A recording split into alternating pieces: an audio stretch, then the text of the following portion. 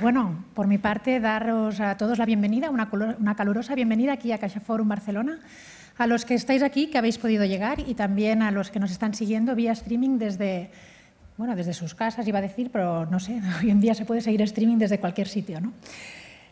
Quiero que sepáis que para los que hemos estado trabajando para hacer posible este acto, pues ver el auditorio con tanta gente y sobre todo sabiendo que la mayoría de vosotros sois docentes o directores o directoras de centro educativo es algo que nos hace muchísima ilusión. Creo que además el celebrar esta conferencia aquí en CaixaForum es algo que tiene mucho sentido, porque en definitiva CaixaForum es un espacio donde lo que se invita es un centro, donde se invita realmente a reflexionar acerca del mundo en el que vivimos e intentar verlo desde diferentes perspectivas. Y eso es en definitiva de lo que hoy vamos a hablar aquí en esta conferencia. Desde el programa EduCaixa queremos ofreceros a través de este ciclo de conferencias realmente el acceso a expertos, principalmente a nivel internacional, pero también expertos de un marco más local, que están trabajando sobre los retos, algunos de los retos de los que hoy consideramos que son importantes en educación. Hasta ahora hemos hablado sobre aprendizaje basado por proyectos, aprendizaje colaborativo, liderazgo educativo, evaluación y evidencias, y hoy vamos a hablar sobre competencia global. Como comentaba Nuria, el título de la conferencia de hoy es Competencias globales para un mundo global. Uno de los objetivos que tenemos en EduCaixa es realmente promover el desarrollo competencial de los alumnos para que sean competentes para la vida, ¿no? Para que realmente sean competentes para la sociedad del siglo XXI. Yo creo que parece evidente que la competencia global es importante y es una competencia muy importante para la vida y para la sociedad del siglo XXI. Lo es para todos nosotros, evidentemente, pero yo creo que consideremos de que lo es sobre todo para aquellos que van a hacer frente realmente a los retos que va a marcar la sociedad del siglo XXI. Y esos son los niños y las niñas que hoy están en nuestras aulas. Por eso quiero agradecer enormemente a Verónica Boix Mansilla y a Howard Gardner el hecho que hayan aceptado esta invitación a estar hoy aquí con nosotros para poder hablar sobre competencia global e impartir esta conferencia. Como sabéis, y yo creo que muchos ya los conocéis, son dos investigadores principales de la Facultad de Educación de Harvard y pertenecen a Project Zero. Y a mí me gustaría hablaros un poquito de Project Zero. Project Zero fue fundado en 1967, es decir, hace ya muchos años, y fue fundado por el filósofo Nelson Goodman de la Facultad de Educación de Harvard y empezó poniendo el foco, sobre todo, en la comprensión del aprendizaje a través de las artes. A lo largo de los años, Project Zero ha expandido sus intereses a diferentes ámbitos de la investigación, como la naturaleza de la inteligencia, la comprensión, el pensamiento, la creatividad, el pensamiento interdisciplinar e intercultural y la ética. De hecho, han impulsado docenas de proyectos de investigación, publicado más de 90 libros, cientos de artículos y también informes. Y tiene un ámbito de trabajo tanto a nivel nacional como internacional, y el internacional cada vez más importante. El pasado mes de octubre, Project Zero celebró por primera vez en España su congreso Project Zero Perspective, y el tema fue Competencias globales para un mundo complejo. Este congreso, que se celebró en Navarra, reunió más de 70 investigadores y aproximadamente 700 docentes a nivel internacional de todo el mundo. De estos 700 docentes, 500 aproximadamente eran docentes españoles. Aquí para nosotros este congreso fue una oportunidad maravillosa para poder colaborar con Project Zero y colaborar con ese congreso. ¿Cómo colaboramos? Nuestra colaboración en este congreso se tradujo sobre todo en becas para que más de 100 docentes pudiesen acceder a este congreso, y la mayoría de ellos provinieron de centros públicos. Aparte de esto, ¿qué nos ha permitido esta colaboración con Project Zero? Pues la conferencia que hoy os vamos a ofrecer aquí, ¿no? El poder hacer accesible el discurso de Howard Gardner, ¿no?, de Project Zero, de Verónica Boix Mansilla, a la comunidad educativa española, hoy aquí presencialmente en CaixaForum, pero también a través de streaming, con lo cual es accesible no solo presencialmente, sino también a través de herramientas digitales, ¿no? Y quiero recordaros que esto se está grabando y que el vídeo podrá luego también visualizarse o visionarse todas las veces que se quiera porque estará accesible a través de educaixa.com. La manera de trabajar de Educaixa, para nosotros las alianzas son súper importantes y estamos muy contentos de la alianza con Project Zero por lo que puede significar para nuestra comunidad educativa. De hecho, gracias a esta alianza, hoy tenemos el privilegio de contar con, a través de videoconferencia con Howard Gardner, ¿no? En su intervención, Howard Gardner nos va a dar las claves que relacionan la competencia global con este mundo complejo y, sobre todo, por qué abordar esta competencia desde la educación. ¿Por qué es importante incorporar la competencia global como uno de los objetivos de la educación? Personalmente, yo creo que esta pregunta tiene mucho que ver con el propósito de la educación, el por qué educamos, ¿no? Y yo creo que el hablar del propósito es algo que lo hablamos y se pone en el debate, ¿no?, cuando se habla de educación muy a menudo. Será Verónica Bosch Mansilla, a quien he tenido esta mañana el placer de compartir un taller con ella y además la pude escuchar en Pamplona y realmente es un auténtico placer poder escucharla, quien nos aterrizará un poquito más el concepto de competencia global.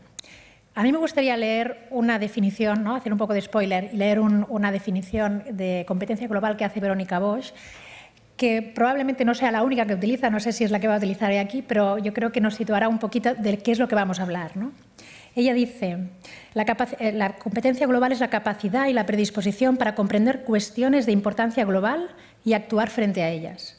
Los estudiantes competentes globalmente son personas que se muestran curiosas y comprometidas con el mundo, capaces de investigar sobre aspectos que van más allá de su entorno más inmediato y de comprender sus propias perspectivas culturales y la de los demás. No voy a avanzar nada más, pero yo creo que escuchando este texto, yo creo que todos estaremos de acuerdo de la importancia que tiene esta competencia en la educación. Y yo creo que el objetivo es que salgamos hoy de aquí también intentando traducir cómo podemos trabajar esta competencia en las aulas. Por último, a mí me gustaría hoy agradecer de forma muy especial a los participantes de nuestro panel, porque han aceptado esta invitación de estar hoy aquí con nosotros. Me refiero a Jordi Mussons, Mónica Ferrer y Susana Solé, que estarán hoy con nosotros compartiendo cómo en sus centros trabajan la competencia global. Se lo agradezco mucho porque realmente explicar aquello que hacemos a los demás es un acto en sí de generosidad. Y es tan importante como esencial, sobre todo si queremos aprender los unos de los otros. Así que muchísimas gracias a los tres. Ahora sí, volveros a agradecer a todos vuestra presencia aquí y vuestra confianza en nosotros y ya sí dar paso a Verónica Bosch Mansilla. Muchas gracias.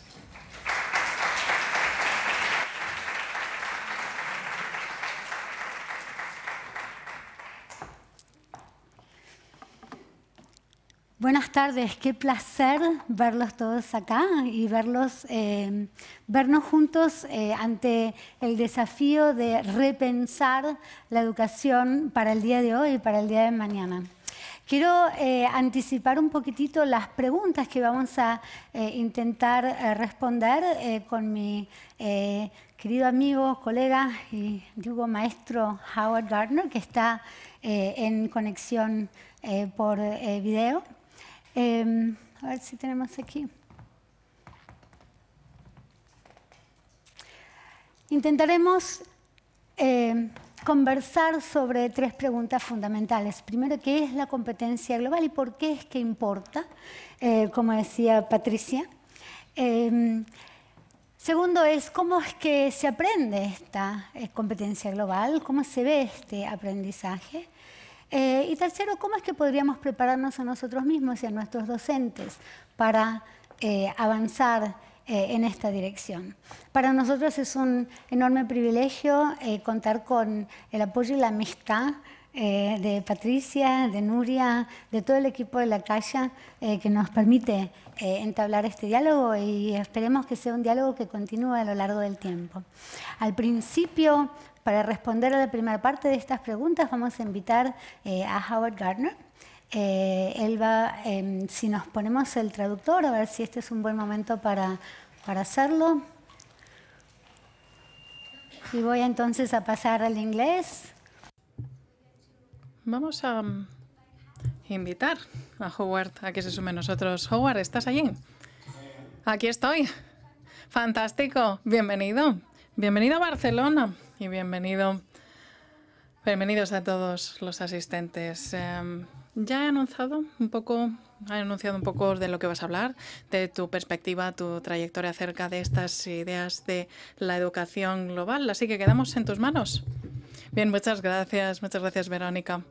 Es muy importante que se me escuche como un bonus, pero se me puede oír. El que se me vea es un bonus, pero si se me escucha ya vamos bien. Muchas gracias, Verónica. Estoy encantado de poder participar en esta reunión y le doy las gracias a todo el mundo por su interés en este tema que reviste una gran importancia. Y quiero darle las gracias al apoyo tan generoso de la Fundación La Caixa. Nos encontramos hace 2 semanas en Pamplona y en esta sesión de hoy ya hemos oído hablar un poco acerca del Project Zero de la Facultad de Educación de Harvard, y es una organización única, de corte único en todo el mundo, y verdaderamente es global porque estamos trabajando en diversos continentes y en muchas escuelas, museos, bibliotecas y otro tipo de organizaciones. Y como habrán oído, llevo con Project Zero desde su creación, hace 40 años, así que ya llevo mucho tiempo inmerso en este proyecto.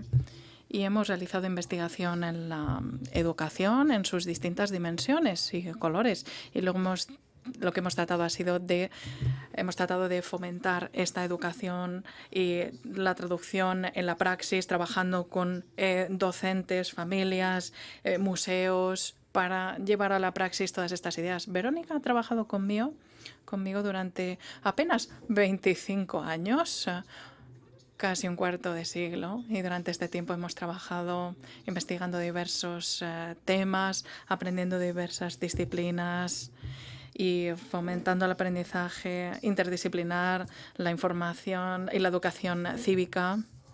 Verónica es una académica, teoricista, pero también es una practicante, una profesional que trabaja directamente con muchas escuelas, con mucho personal docente y muchos estudiantes. Y ha sido un pionero en su área. Y vamos a oírle hablar. Y va a hablar en español. Y siento que no podré estar allí en persona con ustedes. Y puedo entender algunas cosas en español, pero tampoco es suficiente como para desenvolverme tanto. Y en los pocos minutos asignados voy a hablar de por qué tengo interés en este tema, voy a hablar de mi trayectoria personal y voy a hablar también de una perspectiva más contemporánea.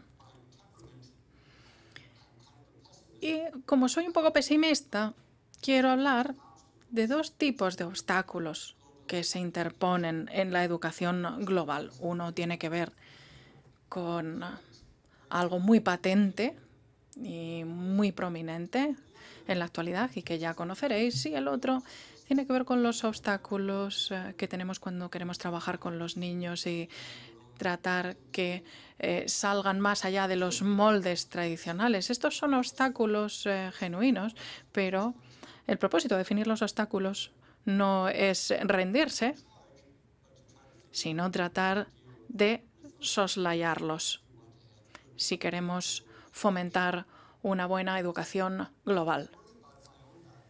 Hablando sobre mi propia historia, mi familia viene de Europa y creo que pienso más como un europeo que muchos de mis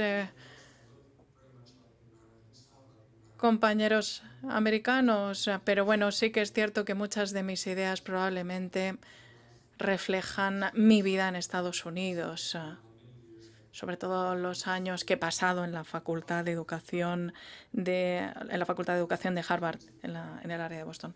Hace 20 años empecé a darme cuenta y a entender que en muchos sentidos, en el área de la educación, en Estados Unidos nos quedamos mucho circunscritos a lo que hacemos nosotros. Nos miramos nuestro propio ombligo y me di cuenta de que muchos de los desafíos educativos a los que nos enfrentábamos en Boston se encontraban también en Beijing o en Buenos Aires o en Barcelona.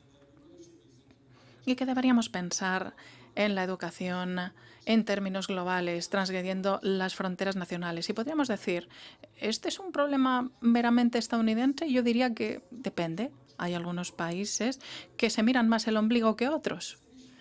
La cuestión es que el sistema en Finlandia suscita admiración, y cuando hablamos con los expertos de Finlandia decían, mira, nosotros revisamos la investigación de lo que se hacía en Estados Unidos y lo hemos aplicado aquí, y por eso nuestro sistema educativo funciona tan bien. Y en Estados Unidos, donde se realiza gran parte de la investigación, los líderes no prestan atención a la investigación, así que se va al garete toda esta investigación. Pero en Project Zero nosotros encontramos terreno más fértil de aplicación de nuestras investigaciones fuera de las fronteras de Estados Unidos. Y bueno, pues he realizado muchos viajes a Europa y a Barcelona, a la Escuela de Montserrat en particular, con la que hemos tenido una relación muy estrecha durante muchos años. Y estamos hablando de estamos viendo un tiempo de triunfalismo global. Hablamos del consenso de Davos, y el consenso suscrito en aquel entonces era que ya se había abatido el muro de Berlín, la Unión Soviética ya no existía y teníamos sociedades democráticas que surgían por doquier, incluyendo España, después del régimen de Franco. Y parecía que las democracias occidentales habían ganado la batalla. El capitalismo se había impuesto. El neoliberalismo, una palabra que no habíamos utilizado hasta ese momento, había ganado también. Y entonces todos íbamos a escuelas internacionales o a escuelas de Project Zero y parecía que se nos prometía un futuro muy halagüeño, pero el primer obstáculo que se interpone es que estas creencias suscitadas hace 20 años y el triunfalismo alrededor de Davos demostraron ser muy inocentes y también muy erróneos. La historia no terminó ahí. El mundo rápidamente recurrió a distintos campamentos, por así decirlo, distintas batallas sociales, económicas, y así sigue siendo el caso. Así que, como un estadounidense que ha visitado recientemente Italia y en los Países Bajos, muchas personas esperan que yo explique lo que hace el señor Donald Trump. No pretendo hacerlo, pero está claro que Donald Trump refleja un fenómeno mucho más global, esté relacionado con el Brexit del Reino Unido o con el auge de los regímenes autoritarios en Hungría, Polonia, China, y muy recientemente y muy dramáticamente, como hemos visto en el caso de Brasil. Y queda patente que la intoxicación de globalización no es algo que sea compartido por la mayor parte del mundo, con lo cual el concepto de ciudadanía global es mucho más arduo y desafiante de lo que imaginábamos. Y algo que tenemos que preguntarnos como historiadores es si estamos moviéndonos más en pos de la globalización, pese a las regresiones que hemos visto en este año de 2018, o más bien tenemos una oscilación pendular en la historia. Parece que los investigadores apuntan a que ha habido auges de globalización en el siglo XVI, en el siglo XVII y al final del siglo XIX, pero siempre había regresiones en pos del nacionalismo y al mirarse el ombligo propio. Y vemos que aquí se queda reflejado estas oscilaciones del péndulo.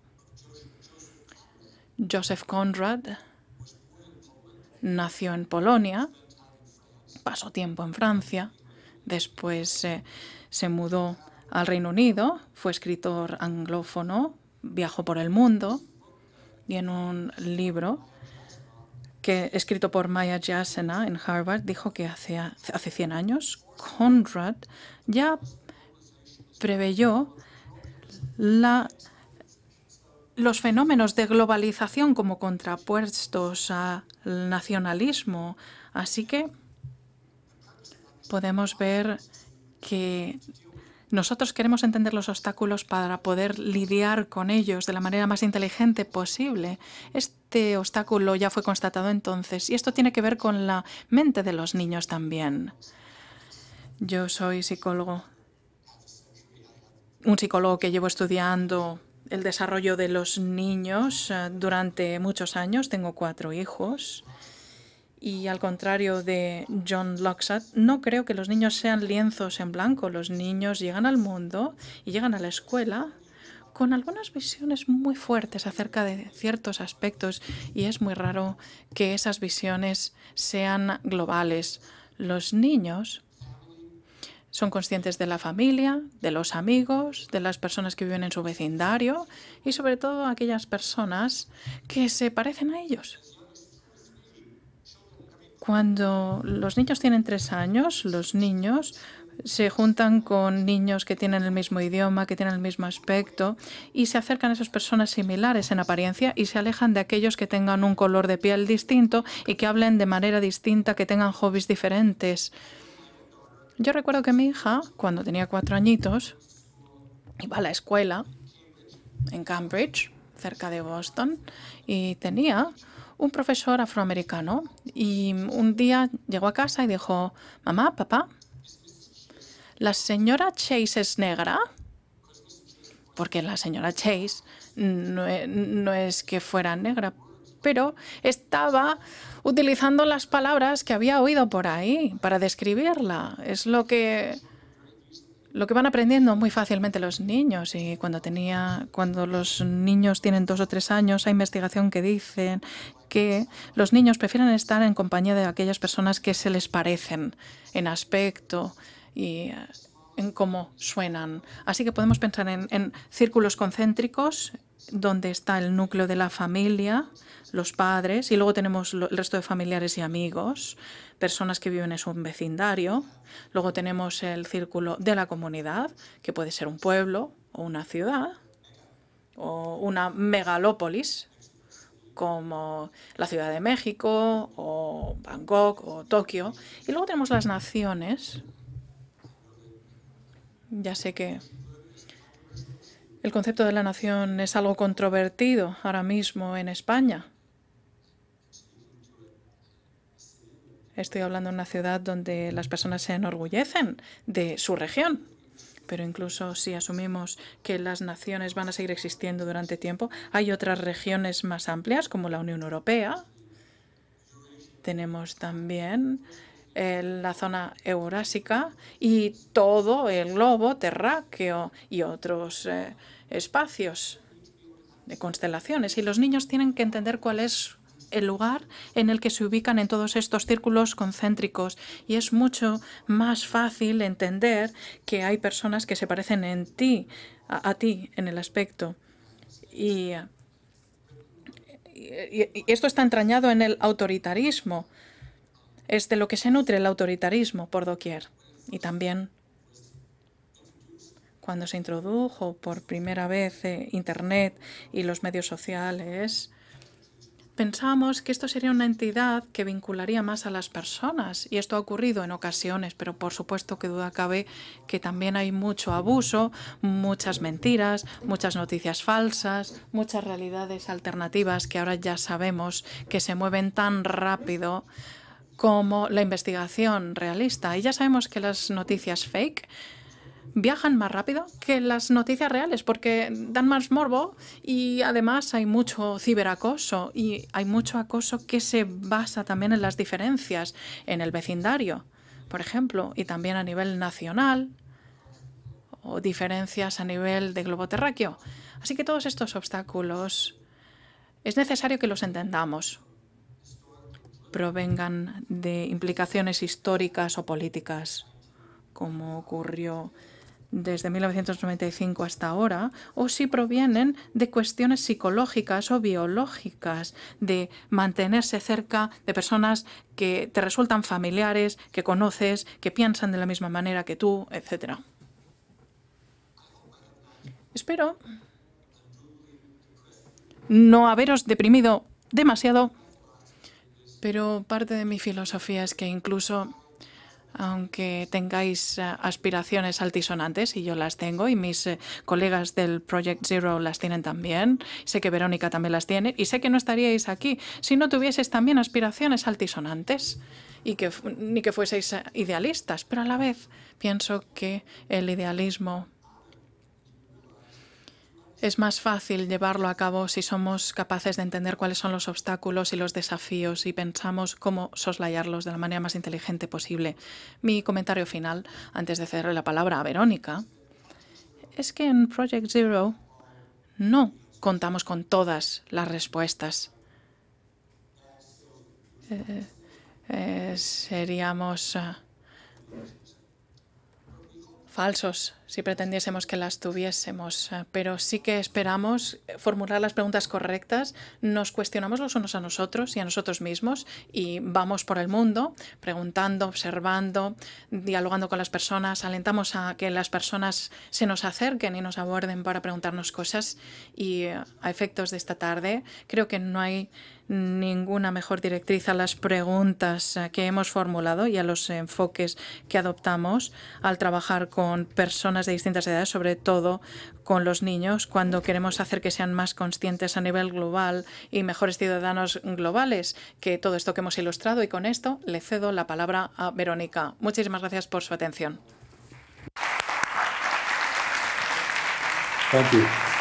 Muchas gracias. Thank you, Howard, very much. Muchas gracias, Howard. Un placer enorme escucharlo a Howard en su característica mirada aguda de los grandes problemas del mundo y los problemas de desarrollo cognitivo que necesitamos poder, a los que necesitamos poder dar respuesta desde la educación. A partir de esta mirada, a mí me gustaría concentrarnos. Vuelvo a aquellas 3 preguntas que teníamos. Me gustaría concentrarnos en un aspecto particular de estos grandes movimientos tectónicos que vemos en nuestras sociedades de hoy. Howard habló del tema de la integración digital, la conectividad digital y los problemas, las complejidades asociadas a esto. Habló también del tema de diversidad y cómo nuestras sociedades son cada vez más diversas. Y la respuesta, en respuesta a esta diversidad creciente. Yo quisiera tomar justamente ese tema, mirar qué es la competencia global, tomando como un caso, por así decir, el tema de cómo preparamos a nuestros jóvenes y a nuestras niñas para contextos demográficos cambiantes. Si fuéramos a tocar así con las puntitas de los dedos el pulso de la Tierra, el pulso del planeta de hoy, a cómo van cambiando las cosas en el planeta de hoy, si abriéramos nuestras ventanas para mirar al mundo, veríamos que vivimos realmente en un mundo de flujos migratorios contemporáneos bien complejos. Ya sea que los vemos, que los sentimos, que conocemos, gente que llega a nuestra ciudad o que parte de nuestra ciudad o no. En este momento en el mundo hay algo así como 234, casi 240.000 personas que viven fuera de sus lugares de origen, fuera de sus naciones de origen. Hay muchísimos más que han migrado del campo a la ciudad o dentro de particulares regiones, como en Asia, dentro de India, dentro de China. Tenemos en este momento unos flujos migratorios enormes que también tienen que ver con personas que han tenido que salir de los lugares donde viven. Personas que llegan acá muy cerca y que forman parte de la preocupación contemporánea de derechos humanos contemporáneos también. Si miramos un poquito la cuestión histórica en términos de flujos migratorios, Estados Unidos y Europa reciben casi la mitad de los migrantes internacionales del mundo de este momento. Y en una especie de círculo histórico, quizás podemos pensar que Europa ha producido algo así como 60 millones de emigrantes 60.000 emigrantes desde la época de las guerras napoleónicas hasta principios del siglo XX, que en este momento que han ido para las Américas y que en este momento están volviendo en algún sentido a Europa, ¿no? A repopular en algún sentido una Europa con cambios demográficos importantes. Si miramos en realidad la historia de la migración, nosotros en nuestro cuerpo cargamos biológicamente, nuestro ADN carga biológicamente la historia de las migraciones humanas. ¿Cuántos de ustedes han hecho algún test genético para ver los orígenes de dónde vienen? Algunas personas, en este momento hay varias personas que están haciendo eso, yo estoy esperando mis resultados, y que justamente nos cuentan la historia de cómo recogemos como seres humanos individuales esta historia biológica, genética que cargamos. En algún sentido podríamos decir que todos somos migrantes y que lo que importa entender acerca de la historia de la humanidad es desde dónde ponemos el punto de partida nuestros como humanidad, ¿no? Si ponemos el punto de partida en la enseñanza de la historia en la nación o si ponemos el punto de partida en la enseñanza de la historia en la humanidad.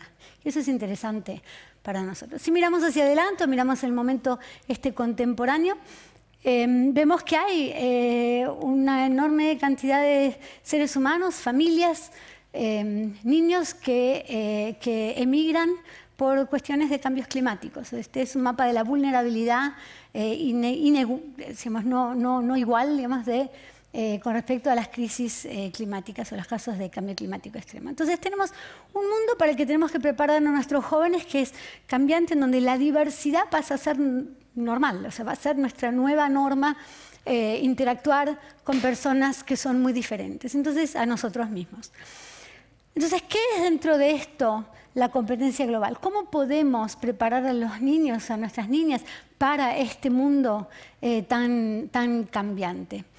Nosotros pensamos que la competencia global, un poco como decía Patricia al principio, es la capacidad y la disposición o la predisposición para comprender y actuar sobre asuntos de relevancia local, regional, global, intercultural, respetando a las personas que tengan perspectivas y culturas diversas, diferentes, y contribuyendo al bien común y a un desarrollo sostenible. En algún sentido, para nosotros en este trabajo vemos que la competencia global nos permite darle un sentido nuevo al por qué educamos. Ante la pregunta de cuál es el propósito de la educación, esta mirada de la educación dice, el propósito de la educación es preparar al joven o a la joven para el desarrollo máximo de su expresión como ser humano y para la participación real y para una realización personal y colectiva de una sociedad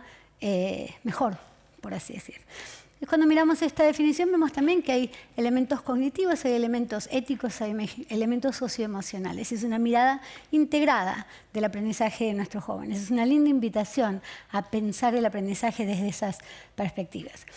Si fuéramos a mirar como en más detalle el tipo de capacidades o de las dimensiones de esta competencia global, vemos que los jóvenes o los niños, las personas que son competentes en ese sentido, muestran una comprensión disciplinaria e interdisciplinaria. O sea, que importa que los chicos comprendan la historia, que comprendan la geografía, las matemáticas, como lentes para ver el mundo.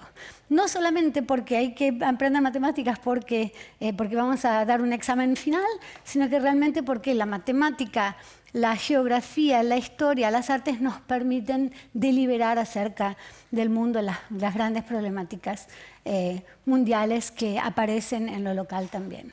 Vemos que son jóvenes que investigan el mundo, que tienen la predisposición a indagar, a hacer preguntas relevantes, preguntas que importan, a juntar, a recoger información, discernir qué tipo de información es más válida, generar conclusiones propias acerca de los temas importantes del mundo. Son jóvenes que pueden tomar perspectiva y yo me voy a apoyar bastante en esto de la toma de perspectiva para seguir analizando esto en un momento.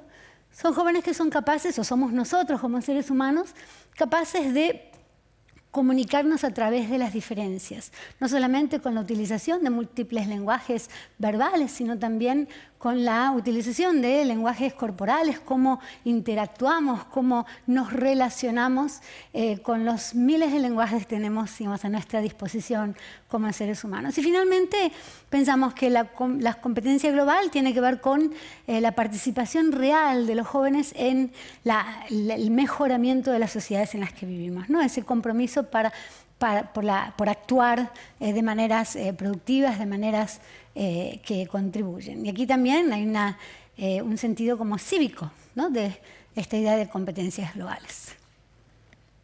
¿Hasta ahí estamos? Aprender a tomar perspectiva. Cuando miramos esta capacidad particular de la toma de perspectiva, importa que veamos qué tipo de capacidades específicas tenemos que poder desarrollar en nosotros y en los chicos. En parte tiene que ver con entender que nosotros tenemos ciertas miradas, que tenemos una cultura que llevamos nosotros, una mirada cultural que está influenciada por nuestras experiencias de vida, por nuestros contextos, los lugares donde nacimos, los lugares donde crecimos.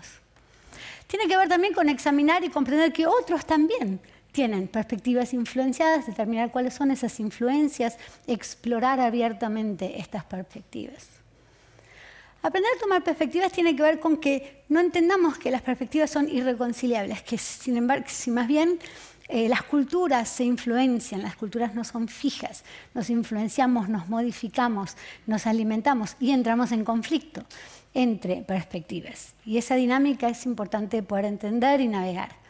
Y finalmente, entender que las perspectivas también demuestran ciertas diferencias de poder, ciertas diferencias de acceso, ciertas diferencias con respecto a privilegio. Entonces, la mirada de toma de perspectiva tiene que ver, digamos, con estas capacidades. Ahora, si lo miramos como que de cerca, estamos nosotros predispuestos como seres humanos a tomar perspectiva. Hay algo que en nuestras neuronas espejo, como las llaman los neurólogos, nos permite en algún sentido casi que sentir en nuestro cuerpo algunas de las experiencias de los otros.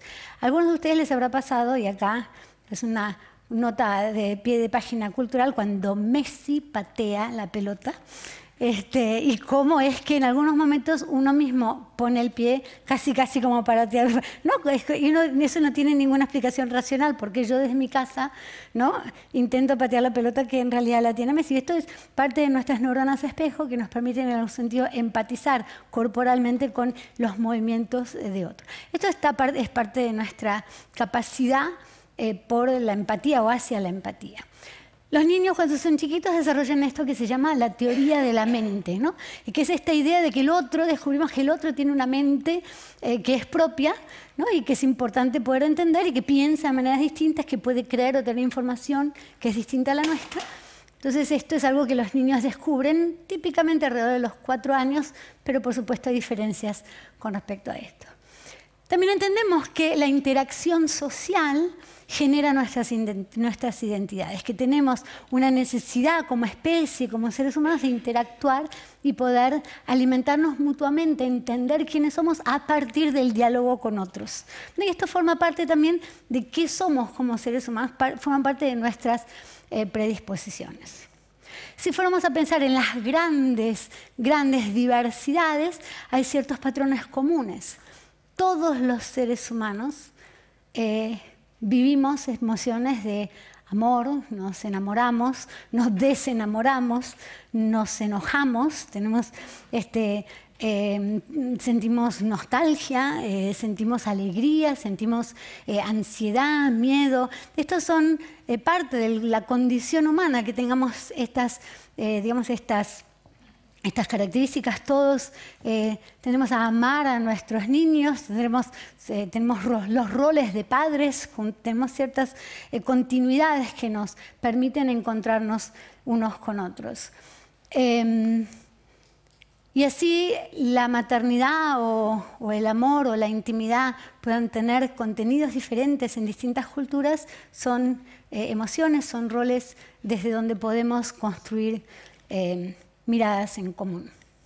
Al mismo tiempo, aprender a tomar perspectiva es, como decía Howard, bastante difícil. Y es bastante difícil por el tema justamente de nuestras predisposiciones.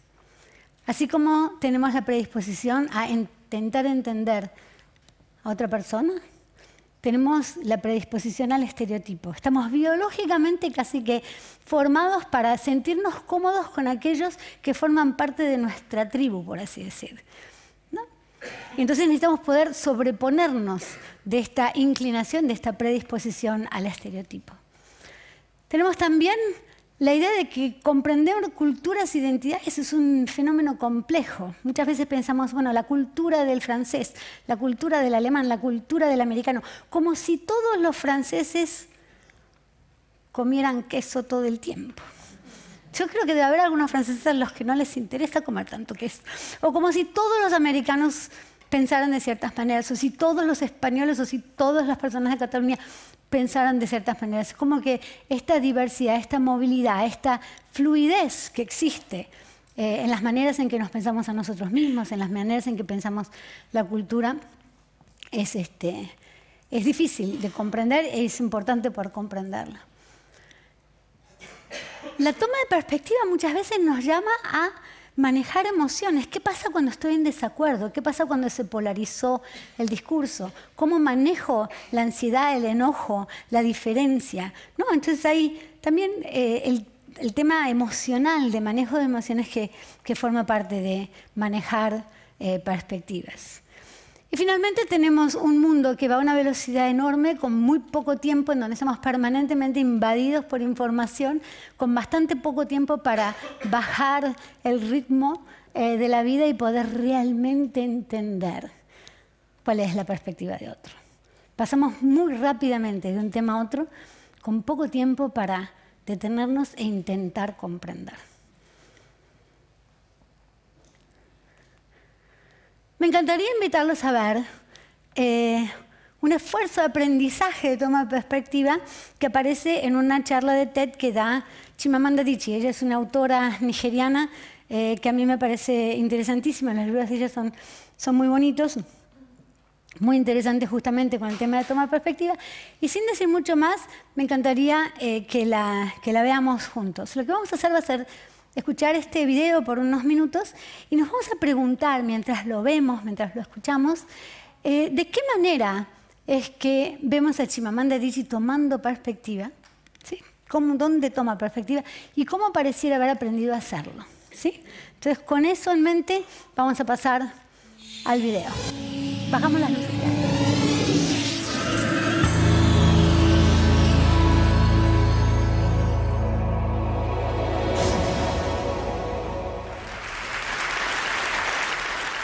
I'm a storyteller, and I would like to tell you a few personal stories about what I like to call the danger of the single story.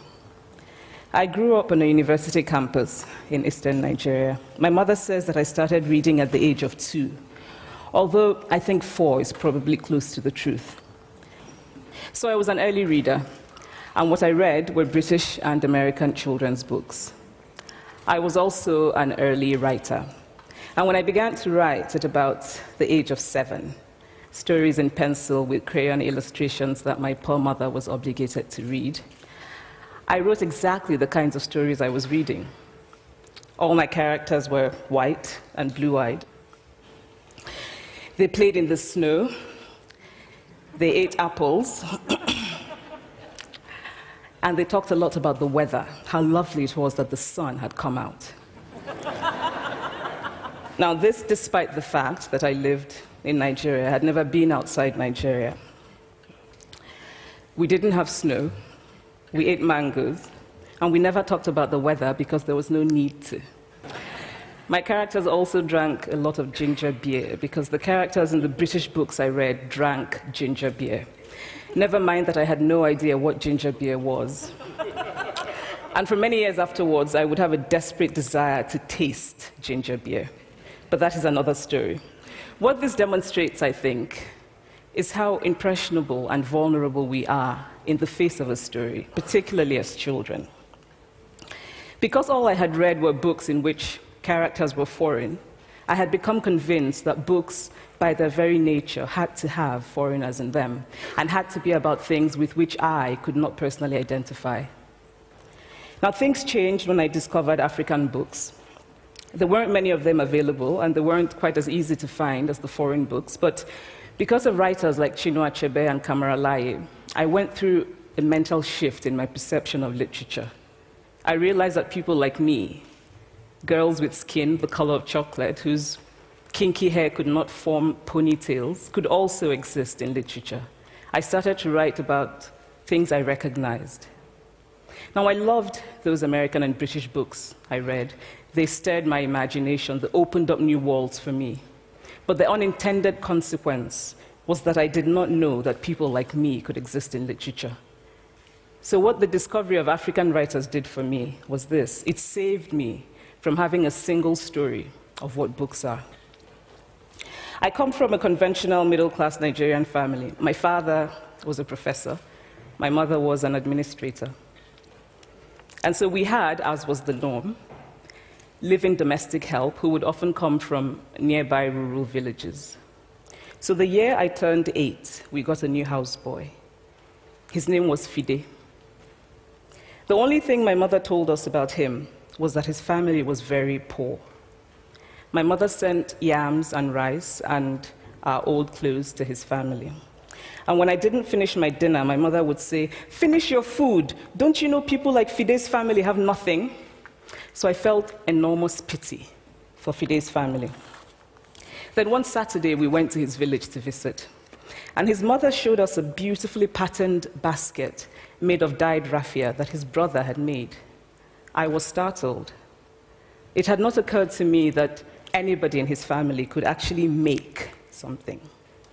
All I had heard about them was how poor they were, so that it had become impossible for me to see them as anything else but poor. Their poverty was my single story of them. Years later, I thought about this when I left Nigeria to go to university in the United States. I was 19. My American roommate was shocked by me. She asked where I had learned to speak English so well and was confused when I said that Nigeria happened to have English as its official language. She asked if she could listen to what she called my tribal music, and was consequently very disappointed when I produced my tape of Mariah Carey. She assumed that I did not know how to use a stove. What struck me was this: she had felt sorry for me even before she saw me. Her default position toward me, as an African, was a kind of patronizing, well-meaning pity.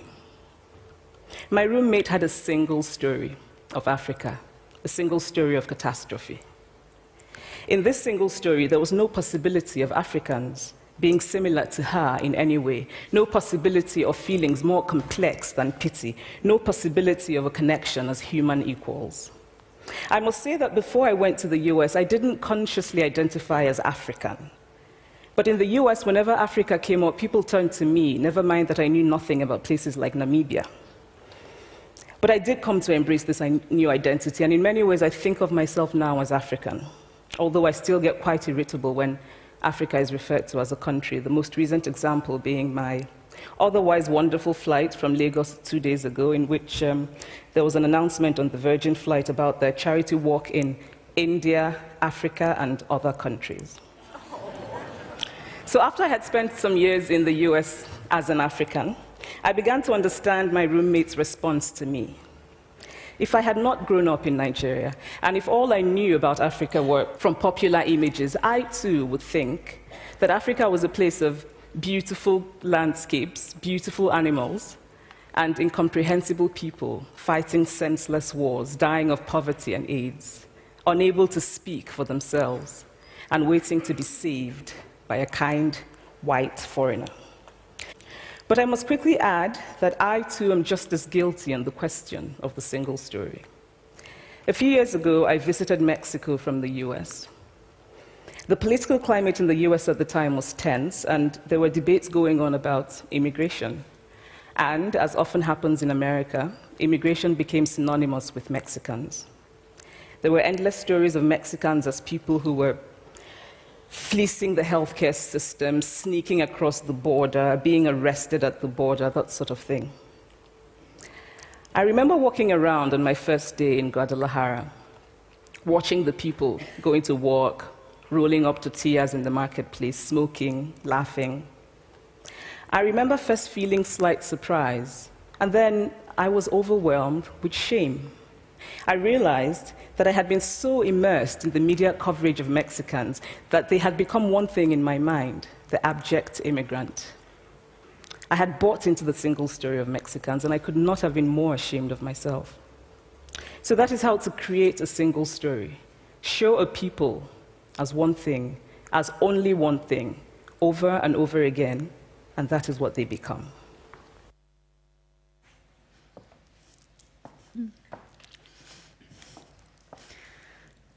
Bueno, ahí tenemos, ¿no?, una mirada personal bastante profunda acerca de la toma de perspectiva. ¿Por qué no pensamos y conversamos quizás con la persona que tenemos al lado de dónde vemos a Chimamanda Adichie tomar perspectiva y qué tipo de experiencias la ayudaron a hacer eso? Lo conversamos un poquito en grupos de 2, 3 entre nosotros. Vamos a dar unos 3 minutitos para esa conversación.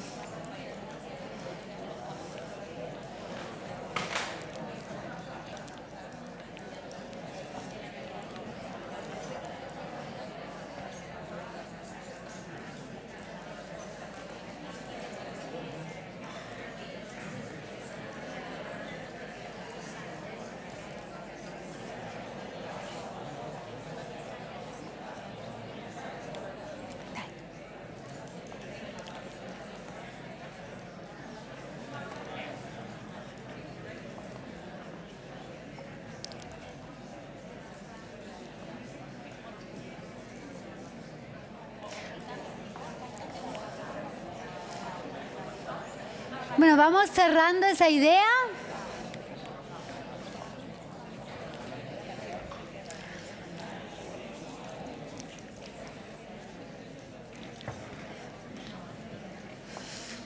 Vamos cerrando esa idea, a ver si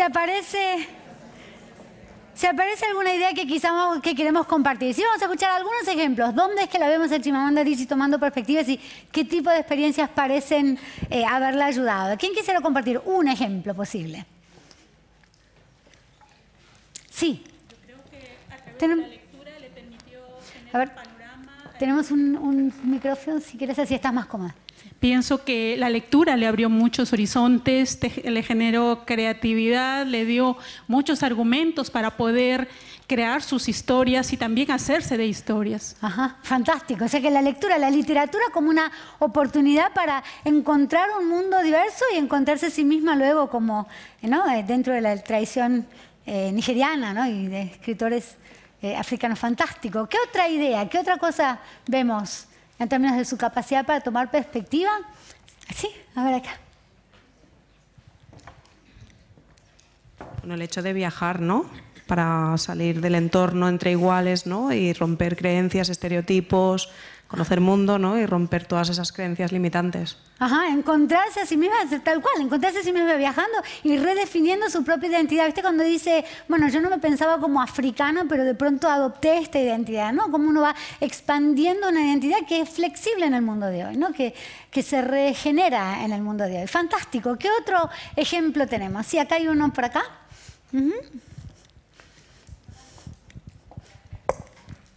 quizás cuando se lo hacen a ella, ¿no? Cuando ella siente que ha sido juzgada, ¿no? Y que no han tomado perspectiva con su cultura o con su situación. Ajá, exactamente, ¿no? Como que ella misma se ve del otro lado de esa mirada. Fantástico. ¿Algún otro más? Vamos a tomar dos ejemplos más. 1 y 2, justo, perfecto. A ver. Bueno, empezamos por ahí si querés. Sí. ¿Sí? Ajá. Bueno, otro aspecto es cuando le sucede a la inversa, es decir, cuando ella estigmatiza y estereotipa a los mexicanos. Y entonces ella misma se pregunta, ¿cómo yo, que tengo esta experiencia, pues he caído en lo mismo, ¿no? Ajá. Y yo creo que eso es muy importante también. Ajá, exactamente. ¿Tú eres la misma o qué? No, Ajá. bueno, yo iba a comentar un poco también cuando ella puede entrar en contacto con la realidad del otro y puede ver más allá del reduccionismo que a veces, ¿no?, etiqueta y aleja de poder conocer en pluralidad al otro. Ajá, Por ejemplo, con el sirviente que tenía en casa, ¿no? Exacto. No, y, bueno, tenemos estos ejemplos tan poderosos, ¿no? De tanto la toma de perspectiva, el ver al otro en su complejidad. Es muy bonita esa metáfora que tiene, ¿no? La historia única, ¿no? La historia única de pobreza, la historia única de inmigración, la historia única de género, la historia única. Hay como historias únicas con las que caminamos todo el tiempo, ¿no? Estamos llenas, ¿tenías una idea más? Llenas y tapadas de estereotipos con los que estamos caminando. Entonces, yo creo que tenemos que acordar que ninguno de nosotros está exento de estereotipos, que en realidad tenemos que simplemente aceptar que navegamos nuestras realidades cotidianas con una cantidad enorme de estereotipos y que lo que sí podemos hacer es tratar de hacerlos visibles hacia nosotros mismos, darnos cuenta y seguir como indagando y abriéndonos, ¿no?, a la posibilidad de ver al otro en su totalidad, como ser humano completo, no solamente como la primera historia que escuchamos, ¿no? Bueno, me imagino que a esta altura del partido nos estamos preguntando, ¿y esto qué ocurre y cómo hago esto en mi sala, en mi clase, en mi centro, en mi lugar? Y si por algún acto de mágica... no, bien. Aquí estamos. Entonces quiero contarles de un ejemplo y voy a tomar un ejemplo simplemente porque me parece que a veces los ejemplos nos permiten comprender la complejidad de una manera accesible y porque nos permiten luego reconstruir los principios que están por detrás del ejemplo, a partir de este ejemplo una historia que nos ayuda a entrar en la experiencia de otros, en este caso otros docentes y otros alumnos. Entonces, a ver, en este caso esa es Acual, vamos a escucharla un poquito dentro de unos minutos, pero esencialmente este es un proyecto que tenemos con la ciudad de Portland, Maine, que es una ciudad tradicionalmente bastante homogénea, pero que ha recibido un número enorme de familias de distintos países, desde Afganistán, Irak, Somalia, Sudán. Y estas maestras con las que trabajamos, que estaban dentro de los varios grupos, las de quinto grado, decidieron que al ver el video de Chimamanda Adichie, decidieron, en realidad nosotros deberíamos tomar esta idea de la literatura como ventana al mundo, tomar esta idea de los estereotipos y ver qué es lo que podemos comprender acerca justamente de las niñas, los niños en nuestras clases que tienen tradiciones e historias tan diversas. El objetivo de este proyecto, como resultado final, por así decirlo, era intentábamos que los chicos a final de quinto grado produjeran un libro, ¿no? Un libro que en definitiva era una oportunidad para mirar temas, mirar su propia identidad, las propias historias de manera global, la toma de perspectiva en particular, en donde los chicos pudieran expresar aquello que aprendieron de sociales y de literatura y de cómo escribir bien, donde los chicos pudieran realmente construir un tipo de aprendizaje que fuera relevante para ellos, relevante para la sociedad, que fuera profundo, que fuera duradero, que llegara más allá del examen de fin de unidad o del examen mismo de fin de año, y que se pudiera utilizar la clase como la comunidad como recurso. El primer paso después de mostrarle a los chicos el video de Chimamanda Adichie fue que los chicos tenían que ir a ver qué pasaba con las bibliotecas y el acceso a literatura más diversa en las mismas bibliotecas de la escuela. Y encontraron algo que no fue sorprendente para los docentes, es que dada la diversidad de la población de los estudiantes, la biblioteca era completamente homogénea en el tipo de narrativas. De hecho, había un libro de una historia de un chico de Irak que estaba completamente destrozado por tantos chicos que lo habían leído tantas veces. Entonces, los chicos se propusieron recoger las historias de la comunidad, explorar temas de cultura, temas de identidad.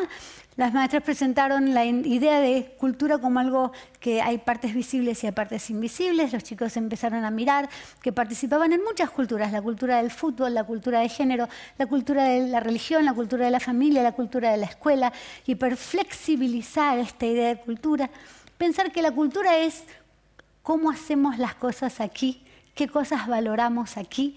Pero tradujimos la idea complejísima antropológica de cultura a un concepto más simple pero altamente productivo para que los chicos pudieran comprenderlo mejor. Lo que ven ahí es la foto de Akwal con su mamá. La mamá de Akwal es de Sudán y resulta ser que en este proceso descubrió Akwal que o sabía, pero no había indagado en profundidad, que su tío había sido uno de los niños perdidos de Sudán, que son unos 20.000 chicos que o desaparecieron o fueron rescatados o se convirtieron en soldados durante una de las guerras civiles. Entonces lo que hizo Akwal fue entrevistar a su mamá para tratar de comprender esta historia y escribir su historia acerca de los niños perdidos de Sudán. Entonces, ahí explica, ¿no? Cómo trabaja el tema de Mayok, su tío, que en realidad nunca hubiera huido con su mamá de Sudán, sino que había sido rescatado y llevado a un centro, digamos, a un centro de refugio. Y la escuchamos a Akwal que dice, sí que Mayok nunca huyó con su mamá. Así fue como lo entendí, oí lo que estaba diciendo mi mamá y lo tomé desde esa perspectiva. Ella dijo Kakuma, así que lo usé en la historia, pero lo investigué más porque no sabía lo que era. Me enteré que Kakuma es un campamento de refugiados. Creo que es difícil venir a los Estados Unidos de América. Esto es de la perspectiva de mi mamá. Y yo creo que voy a llorar. Esto es en parte de la entrevista, ¿no? Esa empatía que tiene la niña con la historia de su mamá, que de pronto entiende la descripción de lo saladas que parecían las papas fritas, ¿no? Esos pequeños eventos cotidianos de adaptación que eran tan complejos junto con la historia más profunda, digamos, de trauma y de transición. Akwal escribe su historia y la escribe en 3 partes, desde 3 perspectivas. La perspectiva de su madre, la perspectiva de Mayok, su tío, y la perspectiva de ella como niña. Y es la historia del encuentro entre su madre Mayok en Atlanta, que luego se mudan todos a Portland, donde vive ella en este momento. Al escribir la historia, ella explica que su historia es importante de contar porque la gente piensa que los niños perdidos de Sudán son niños que se perdieron, que no sabían lo que estaban haciendo. Y ella dice, no es que se perdieron, es que, esto es la niña de 5º grado, es que los raptaron, es que los sacaron de sus entornos. Así que para ella esta historia tiene un valor importante de aclarar, digamos, el récord, por así decir, aclarar la historia más oficial. Dentro de este proyecto, los chicos comparten las historias, se apoyan entre sí, ven las conexiones, ahí ven con los hilos entre cómo se conectan las historias entre sí. Y acá me encantaría que la viéramos a Akwal. En este video la vamos a ver a Akwal, y con esto ya vamos casi cerrando. En este video la vamos a ver a Akwal mirándose a sí misma en una entrevista que habíamos hecho 9 meses antes de la publicación del libro. Entonces esto es lo que queda a lo largo del tiempo de este esfuerzo de toma de perspectiva, de aprender a tomar perspectiva. Le preguntamos, van a ver que al principio ella está mirando este video, ¿sí? Y después pide que lo paren. Así que ahí vamos. Can I ask you a question? Sorry, what gave you the idea to write it from these different perspectives in the first place? I learned in reading class. Yeah. My homeroom teacher and my reading teacher too. If you want me to pause, if you want to say something, let me know, and I can stop it. The teacher next door stopped it, and they were talking about perspective, and I really didn't know what a perspective was. Pause it. Pause it? Yeah, I remember. It was a day when Miss Mountain and Miss Smith were talking about perspective, and they read a book, and I was like, whoa, what are these perspectives? I don't know the word. And so then I was like, what if I put this in my story and had different perspectives of people that that they wouldn't know they could tell whose perspective it was, because I had bold letters saying Maria's perspective, Jock's perspective, Mary's perspective. My voice. I remember that day, and then Miss Mountain said it would be a good idea if I did that. I remember, and Miss Smith said it would be a good idea. I remember that. And do you think that it turned out well, doing it that way? And are there any things that are hard about getting Yes. Yes, there is. There's a lot of things that's wrong about it. Bad. It's hard about it. I mean, like, I have to think of something. It's okay, you can take time. Like, what they say, you don't know their personality, you're making up the personality. Like, if you accidentally say, this person hates singing, but the person's singing in the story. That's hard. That's the hard part of the perspective of a story. You have to edit. You have to edit a lot in perspectives, and like the timeline of it. If you're doing different types of perspectives, they have to have a timeline. Like my story in the beginning, I had a timeline when, like, after my jock left, Mary was talking and talking 30 days after. So I wanted it to be like, here's his whole perspective, this is his whole story. And I wanted to mix it around. In reading in LA class now, I'm the best person in that class to do perspective work. Like, this all started just in 5th grade. And I would love to thank those teachers for that. I would love to thank Miss Smith and Miss Norton for teaching me that. Perspective work is really important in life, though, because you will find out how it is to be in that person's shoes and how they want to, like, for example, if a bully's picking on someone, you don't know how they feel in their shoes. You don't know what they're going through. You don't know anything about them, but you're picking on them, and that's just making them stress. And so if you're writing about that person, you know how they feel. You can predict how they feel. You can infer, oh, from all these texts, I infer that the person's feeling sad and that it is going through a lot. And they don't know that part of. That's important about perspectives. You have to know how the person feels, how the person acts, looking through the eyes of someone. Like, have you guys heard the song of Katy Perry, Roar? She's has the eye of the tigers. That part is like she's has the perspective of a tiger. You can see through your eyes and see their perspective. From a perspective, you can act like a person, that person, like for a whole day, and you'll see the perspectives of it. Like in the music video of hers, she says, "I got the eye of the tiger, the fire, dancing through the fire." She has the perspective of the tiger, and you know that by what she's saying. And she's like, "And you're gonna hear me roar." And that's a perspective of.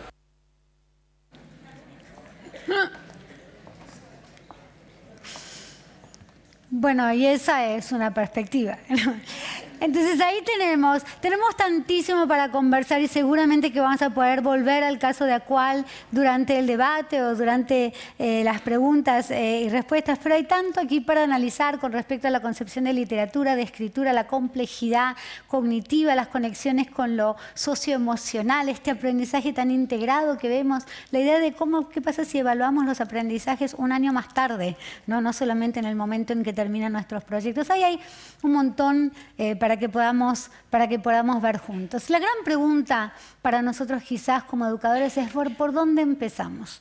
¿no? ¿Cómo hacemos este trabajo? Porque es un trabajo profundo, es un trabajo que requiere de nuestra dedicación, que requiere de que tengamos cierta claridad interna acerca de cómo entrar a un tema más complejo. Yo diría que esencial para este trabajo es poder ponernos en contacto con nuestra propia humanidad, así como nos mostró Chimamanda Adichie, nuestra propia condición humana. Lo que nosotros vemos con respecto a los docentes, trabajamos con ellos y invitamos permanentemente una reflexión acerca de nuestras propias biografías y cómo nosotros encontramos al otro, qué momentos nos equivocamos al encontrar al otro, ¿no?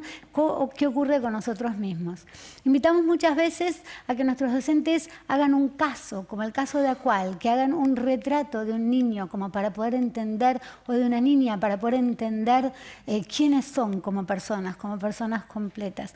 Muchísimas veces invitamos conversaciones sobre las noticias, sobre lo que está ocurriendo en el mundo, de manera tal de poder generar la práctica de conversar, de deliberar acerca de lo que ocurre en el mundo. Entonces, desde esta perspectiva, quizás la invitación de una educación para la competencia global tiene que ver con poder revisar dónde nos paramos nosotros como educadores, como seres humanos, como ciudadanos, como padres, en todos nuestros roles con respecto al mundo inmediato en el que vivimos y al mundo que queremos, el mundo más allá del inmediato con el que interactuamos y al mundo que queremos construir. Con eso les agradezco enormemente toda su atención. Muchísimas gracias.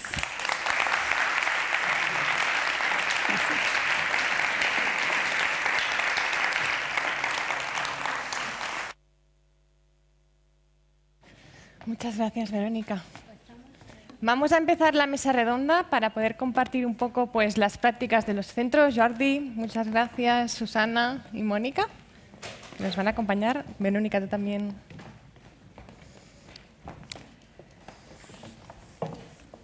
Para empezar con esta mesa redonda, la vamos a empezar con unas preguntas que queremos que también participéis desde los que estáis en el público. La primera pregunta que os vamos a plantear va a aparecer ahora en pantalla y es para hablar un poco de cómo estamos trabajando las competencias globales en nuestros centros educativos. La pregunta es, y a la que vais a contestar con los mandos que tenéis aquí en los asientos. ¿Trabajáis para el desarrollo de las competencias globales desde vuestras aulas? Con lo que decía antes Verónica, lo voy a recuperar. Si trabajamos para las competencias globales, lo que estamos haciendo es, a ver si lo encuentro, es enseñar a los niños y a las niñas a investigar el mundo, enseñarles a comprender perspectivas, a actuar para mejorar las sociedades y a que se comuniquen y se relacionen a través de las diferencias. ¿Tenéis esto entre vuestros objetivos de aula, en vuestros objetivos de centros educativos? Hemos sido un poco radicales porque seguramente algunos diréis, bueno, en parte sí, pero aquí hemos dicho sí o no. Entonces, dirad pues, al que se acerque más a vuestra realidad. ¿No va? ¿Funciona? ¿Sí? Venga.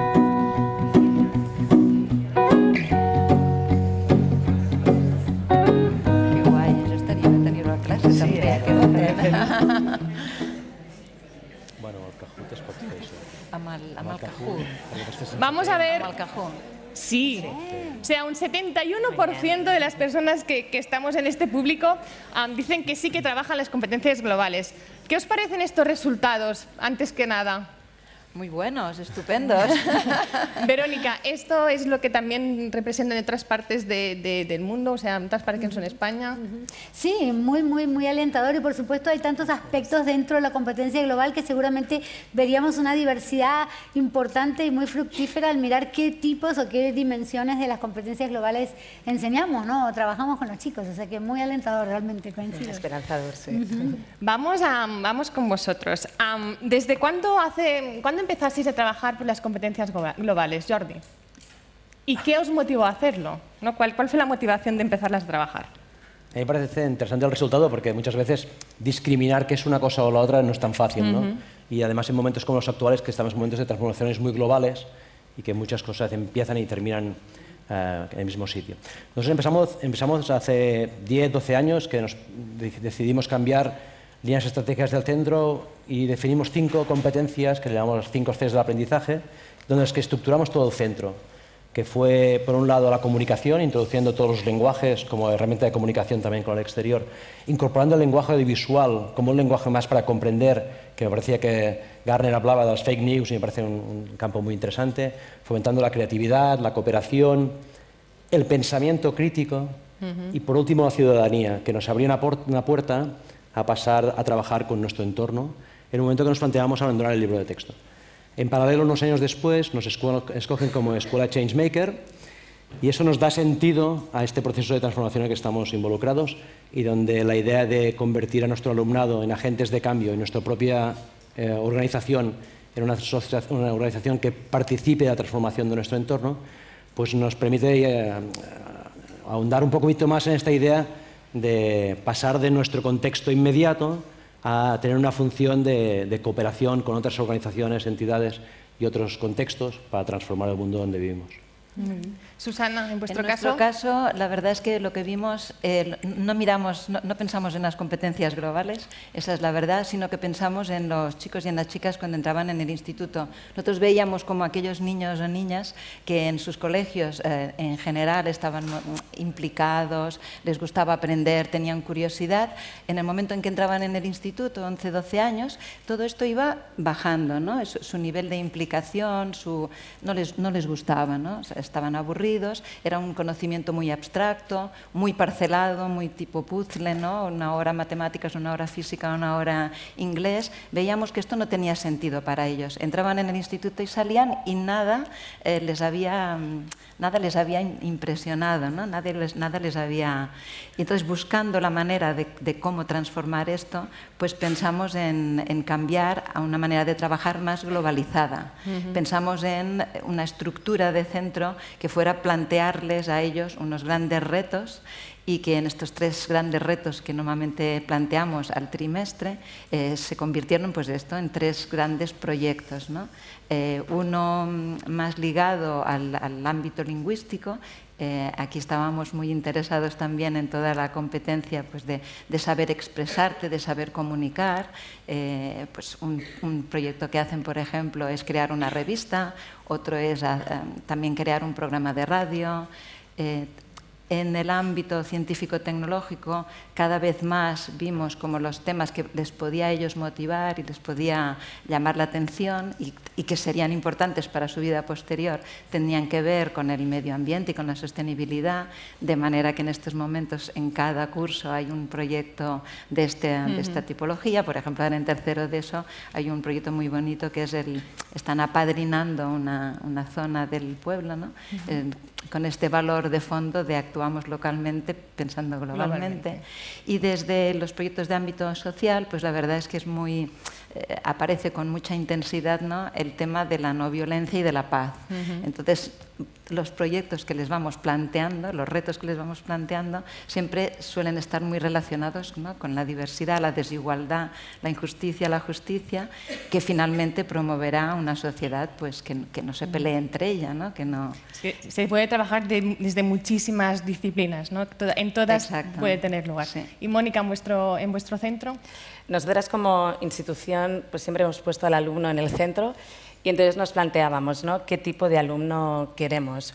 Y definíamos pues, un alumno que sea autónomo, un alumno que confíe en él mismo, que sea capaz de tomar decisiones, de resolver problemas, pero también un alumno cooperativo que vea pues, la diferencia del otro como una oportunidad para ser yo mejor, un alumno sensible a aquello que hay en su entorno, a esas necesidades, que sea también changemaker, que sea capaz de responder a esas necesidades del otro y plantearse cómo yo puedo mejorar este mundo.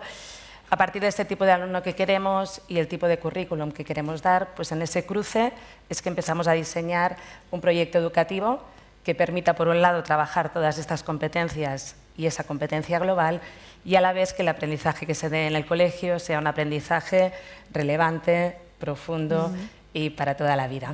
Y entonces desde ahí pues, apostamos por las inteligencias múltiples de Howard Gardner, la enseñanza para la comprensión de Project Zero, y empiezas a generar toda una serie pues, de proyectos y sobre todo también lo que Howard Gardner nos dice, que sean alumnos comprometidos, éticos y excelentes, ¿no? Entonces, desde el colegio, dar oportunidad a los alumnos para que sean capaces de experimentar el hacer el bien y que mejorar el entorno es posible y hacerlo real. Entonces, tenemos varios proyectos pues, muy bonitos para realmente poderlo llevar a cabo. Un poco en la línea del vídeo que hemos visto de Chimamanda Adichie, a mí me ha hecho pensar, ¿no? Y también en las preguntas y las respuestas que vosotros dabais, ¿no? de cómo podemos aprender a tomar perspectiva, ¿no? Algunos decíamos pues viajando, ¿no? Pero no podemos hacer pues, que todos los niños viajen, ¿no? No está en nuestras manos poder, ojalá ¿no? Lo pudiéramos hacer. Entonces, mi pregunta sería, ¿cómo podemos aprovechar desde las aulas la diversidad que tenemos en ellas mismas, ¿no? O sea, la diversidad que tenemos de los alumnados, de las familias, de nuestro entorno, ¿cómo la podemos aprovechar para que tomen perspectiva? ¿Tenéis algún ejemplo en vuestros centros que nos pueda ilustrar un poco, ¿no? De cómo se puede hacer este ejercicio? Bueno, a mí se me ocurre, Susana. por ejemplo, ¿no?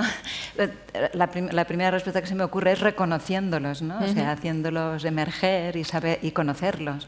Nosotros, cuando empiezan los chicos y las chicas en primero de la ESO, los primeros 15 días tenemos un periodo que llamamos, ¿no? De adaptación, ¿no? y de conocimiento y de conocernos entre nosotros. Entonces hay en la pared un gran mapa del mundo, ¿no? en una pared del pasillo, que cada año se llena con unas etiquetas, ¿no? Y con unos hilos en el que cada un chico y chica que entra en el instituto, en primero, pues se reconoce a sí mismo y de dónde vienen sus padres y de dónde vienen sus abuelos. Entonces, claro, el mapa final, ¿no? Con un montón de hilos que van y vienen, es una red, ¿no? Esta imagen queda ya fija para todo el curso, ¿no? Hasta el curso siguiente que entran. Se me ocurre esto como un ejemplo, ¿no? Bueno, y os permite hacer visible, ¿no? Mucha de la riqueza. Exacto. Y aprovecharla también, supongo, durante el curso, ¿no? Curricularmente también te puedes plantear, por ejemplo, pues hacer algún tipo de proyecto, tipo PBL, como pues lo hace en la Universidad de Maastricht, más parecido al método del caso, y a la vez que trabajas contenidos como, por ejemplo, de química y biología, que son contenidos curriculares, lo puedes hacer desde una manera más local o académica, o puedes traer un problema del mundo, como puede ser, por ejemplo, uno que hicimos hace un par de años de un niño de Níger con problemas de desnutrición, analizar a qué se deben pues, el tipo de síntomas que tiene, raquitismo, vientre hinchado pues, por la disminución de la ingesta de proteínas, acidosis, y entonces que los niños empiecen, sean los mismos alumnos los que vayan analizando qué causas físico-químicas ha producido todo esto y cómo se puede combatir todo este tema de la desnutrición, ¿no? O proyectos como, por ejemplo, para realmente hacer real esa mejora del mundo, pues proyectos como por ejemplo tenemos en el colegio de robótica, donde con la robótica pues realmente puedes hacer mucho mal en el mundo, puedes ser neutro o puedes hacer mucho bien. Entonces que la ética entre dentro de esa robótica, hemos cambiado el nombre de la asignatura, le llamamos robética, y nuestros alumnos hacen proyectos reales donde alumnos de sexto de primaria, por ejemplo, pues generan para niños que están hospitalizados proyectos donde a través de videojuegos puedan aprender conceptos de lengua, de castellano, de matemáticas, o alumnos más mayores que trabajamos también con otras asociaciones como Alnendeu o la Fundación Ave María, y colegios donde hay personas con pluridiscapacidad, pues cómo nuestros estudiantes pueden generar aulas multisensoriales para estos alumnos, ¿no? Entonces hay como muchas vías para realmente pues, hacer real este cambio de perspectivas y esta ayuda al otro.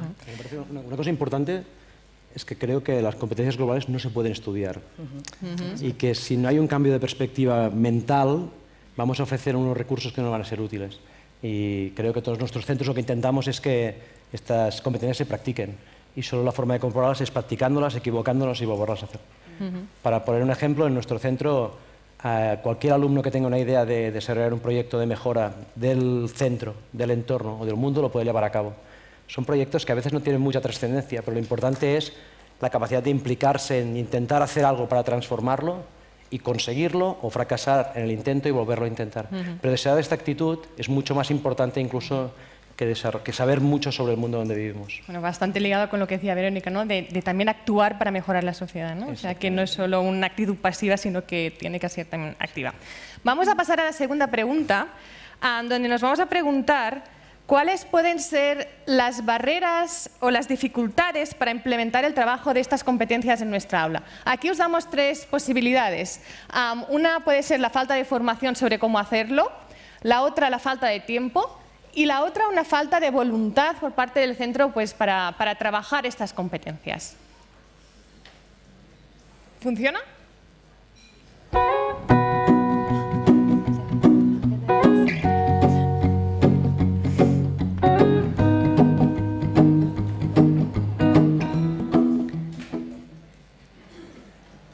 Vamos a ver los resultados.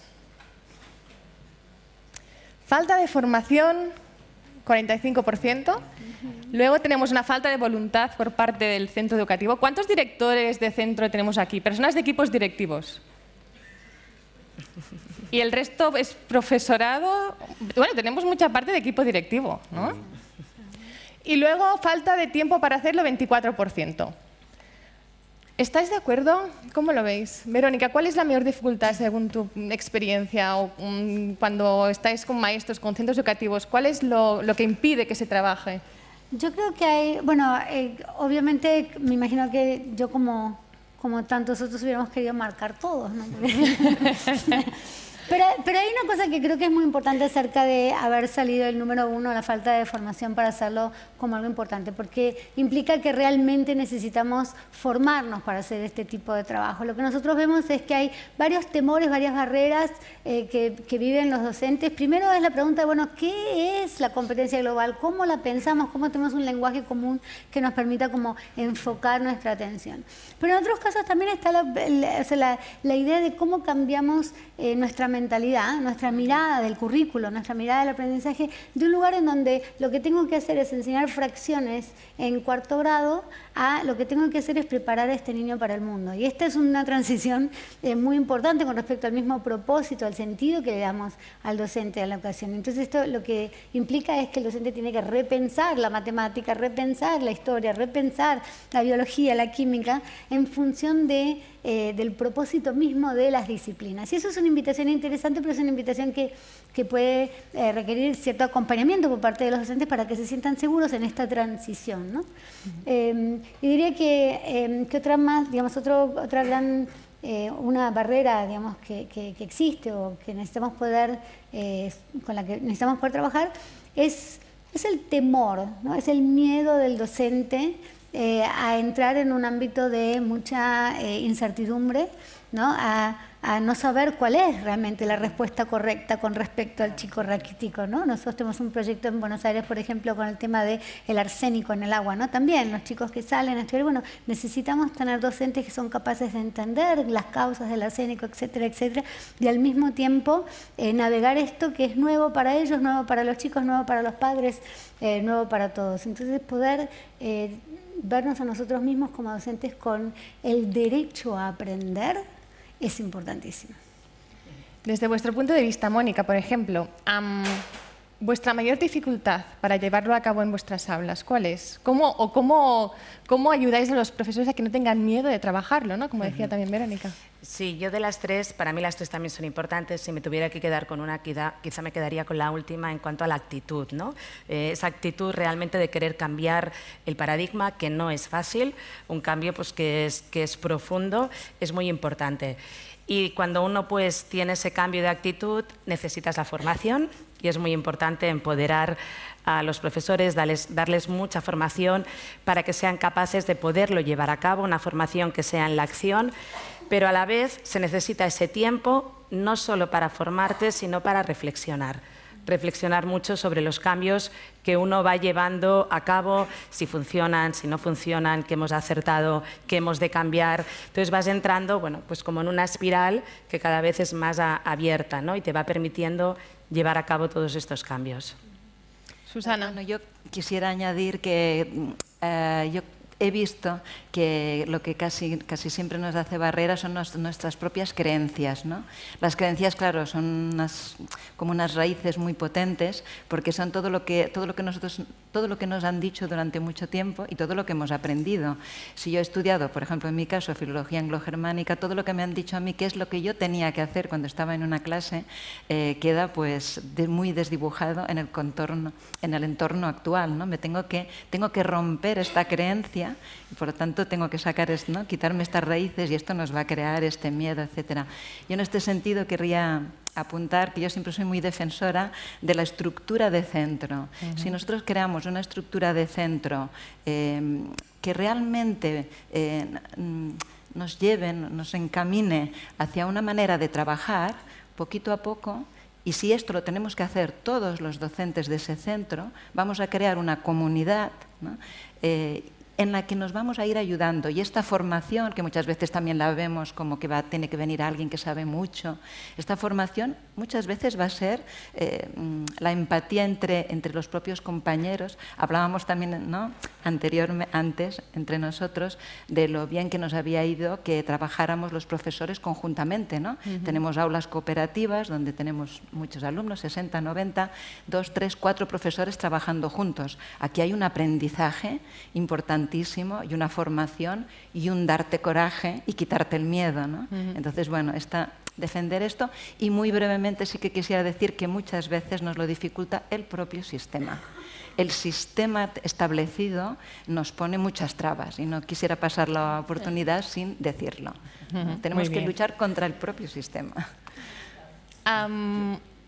Bueno, ellas coincidían, ¿no?, en la importancia de que esto esté también en la cultura del centro, ¿no?, para que sea posible llevarlo a cabo. Jordi, desde tu punto de vista. Yo iba a decir que es una suerte que por primera vez no hablamos de la administración, pero Susana no me ha dejado, ¿eh? Claro, yo creo que veremos de modelos educativos que con pocos profesores o profesoras muy capacitados y que eran inspiradores para el alumnado, eran suficientes para dar sentido a mi proceso educativo. Y hoy creo que estamos hablando de otra cosa. Estamos hablando de proyectos educativos con una misma visión compartida, que solo desde la praxis se desarrollan estas competencias. Entonces ahí el trabajo colegiado de todo el equipo docente es muy difícil. Y ahí hay que trabajar mucho para unir miradas en ese sentido. Y yo creo que está ahí la dificultad. Y además implica hacerse preguntas nuevas y volver a salir de nuestros falsos mitos. Yo creo que hay cosas muy arraigadas, la selectividad es muy profunda, hace mucho daño, y muchas otras cosas están muy arraigadas, aunque no tengan sentido y están empíricamente demostradas que no tienen sentido, pero todavía nos volvemos a ellas para dar sentido a lo que hacemos en el aula. Y volver a reconstruir nuestro proceso educativo en un centro educativo conlleva cambiar nuestra manera de ser como personas y como profesionales. Y eso es duro.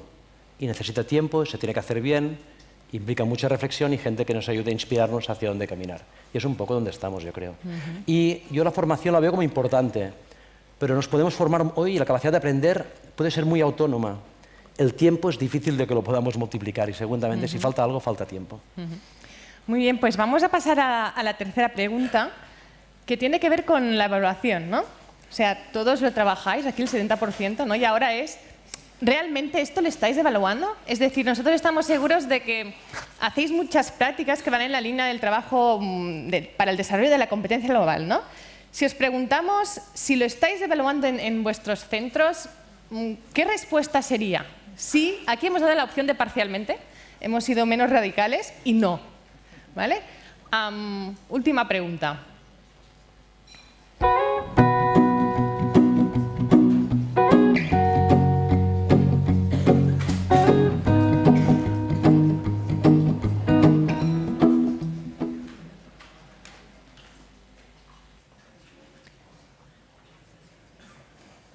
No.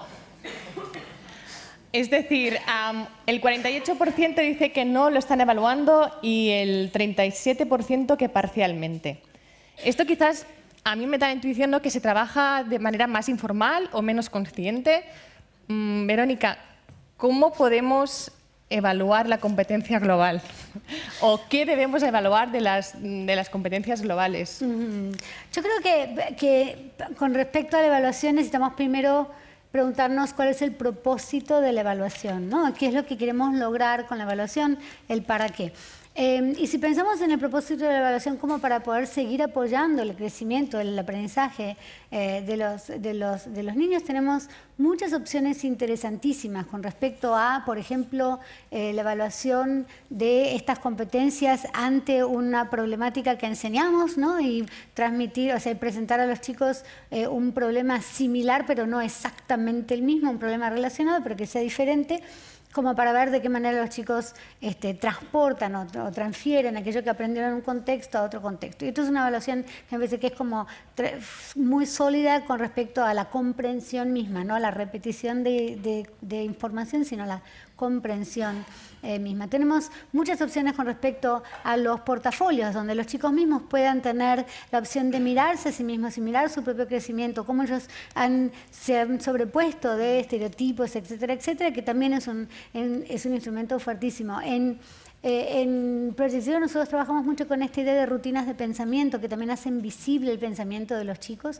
como para poder visibilizar y ver por dónde apoyar, por dónde apuntalar.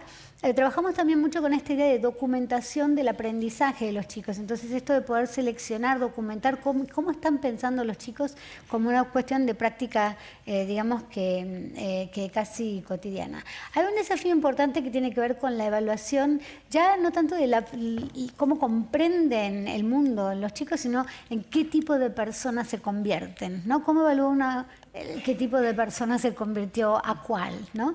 Y ahí lo que vemos nosotros es que hay una invitación interesante a ver qué tipo de intervenciones evaluativas o de, digamos, de valoración, digamos, continua, como decimos nosotros, pero de una valoración del aprendizaje de los chicos a lo largo del tiempo y fuera del contexto mismo de enseñanza. ¿Qué pasa cuando el chico no está supervisado por el docente? ¿Qué pasa cuando el chico está en la casa? ¿Qué pasa cuando el chico está con los amigos? ¿Qué pasa cuando el chico está en el año siguiente, ¿no?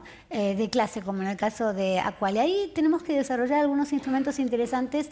En algunos casos, Born Richard está trabajando la noción de narrativas de crecimiento de los chicos, en donde los docentes observan a los chicos y escriben narrativas de en qué persona se convirtió Manuela en este año, que es lo que yo noto en términos de el crecimiento, ¿no?, más holístico de cada chico. Así que ahí tenemos instrumentos bien interesantes para considerar. Algunos más o menos rápidos, otros que requieren más tiempo, ¿no?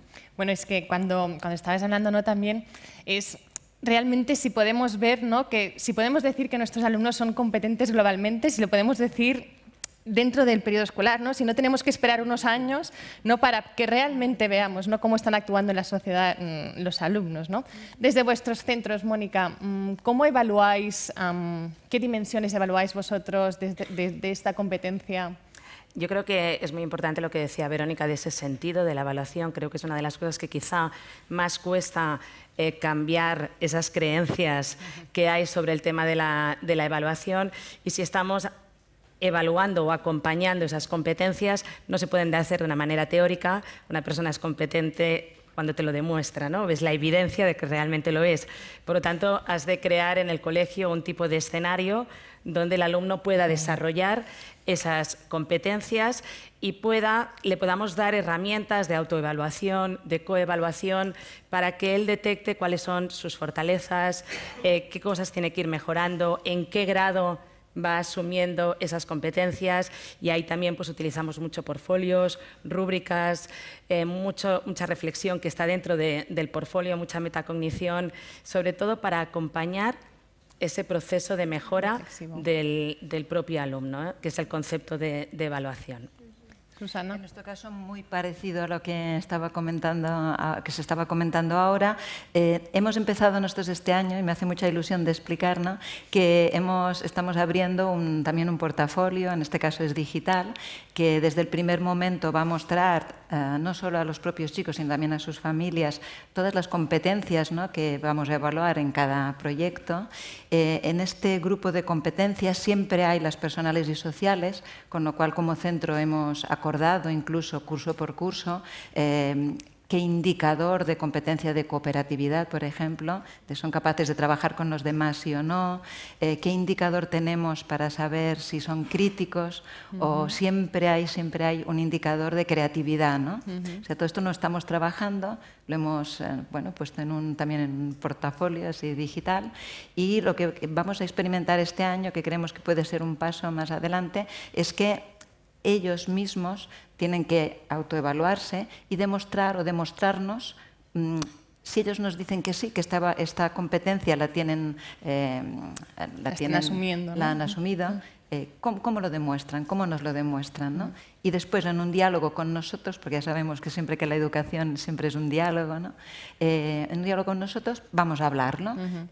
Tú me estás diciendo que sí que eres creativo, según este indicador, me lo has demostrado de esta manera, pero yo pienso esto, ¿tú qué piensas? ¿No? Si podemos entrar en este diálogo, creo que mejoraremos aún más lo que hemos intentado trabajar hasta ahora, ¿no? Y en vuestro caso, yo no hablaré más de evaluación formativa, porque lo habéis dicho más que bien. A mí me interesa especialmente todo el tema de metacognición. Yo una herramienta que recomiendo es grabar un vídeo con alumnos de todos los cursos de vuestro centro y que os digan qué es lo más importante que aprenden en el centro. En función de la radiografía que obtengáis, veréis qué transmite el centro.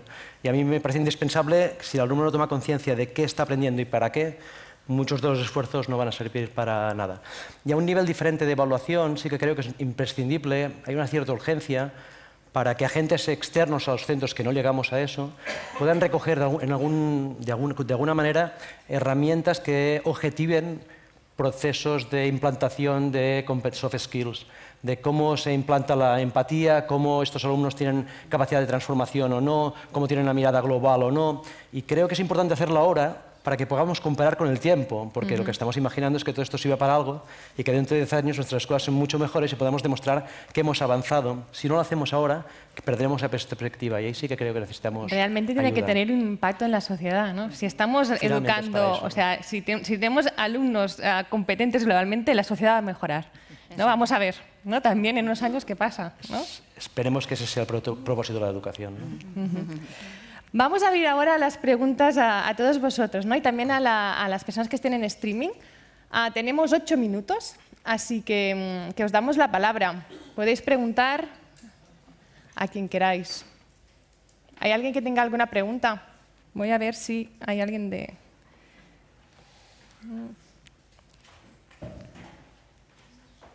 ¿Nadie quiere preguntar? ¿No?